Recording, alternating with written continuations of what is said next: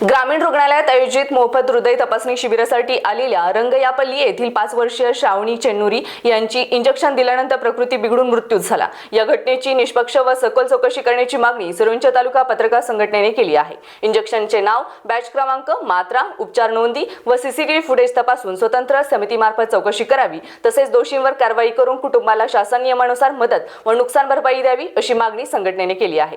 15 दिवसात न्याय न मिळाल्यास आंदोलनाचा इशाराही देण्यात आला आहे। तालुक्यातील जुलै 4 तारीख रोजी रंगायपल्ली येथील मुलगा श्रावणी चेन्नुरी यांचे वय 5 वर्ष, त्यांना हृदय तपासणीसाठी गडचिरोली येथे मोफत शिबिरात त्यांना घेऊन जात असताना एका दिवशी अगोदर 3 तारखेला ग्रामीण रुग्णालय सिरोंचा येथे बोलवण्यात आले आणि त्या दिवशी रात्रीच्या वेळी इथं कार्यरत असलेल्या MBBS डॉक्टर आणि इतर सिस्टर लोकांनी त्यांना कोणते इंजेक्शन दिले माहीत नाही, ते त्यांचे दुर्दैव त्याच वेळी अचानक त्यांचे दुर्दैव जागीच मृत्यू झाला। या प्रकरण होऊन 1 ते 1.5 महिना होत आहे, तर आजपर्यंत याची कुठेही चौकशी केली नाही आणि कारवाई पण केली नाही।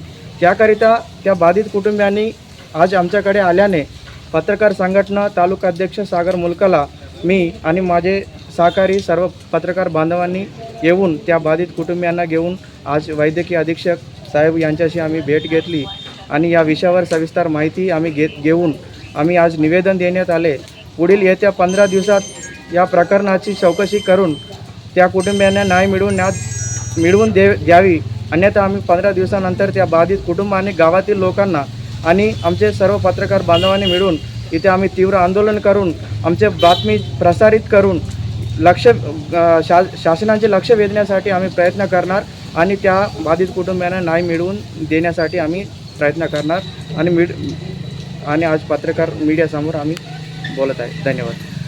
Shyam Benjanwar, Star Maharashtra News, Gadchiroli. नवनवीन घडामोडी पाहण्यासाठी स्टार महाराष्ट्र न्यूजला सबस्क्राईब करा आणि ताज्या बातम्यांचे अपडेट मिळवण्यासाठी बेल आयकॉनला प्रेस करा आणि परिपूर्ण बातमीबरोबर रहा, इतरांपेक्षा एक पाऊल पुढे।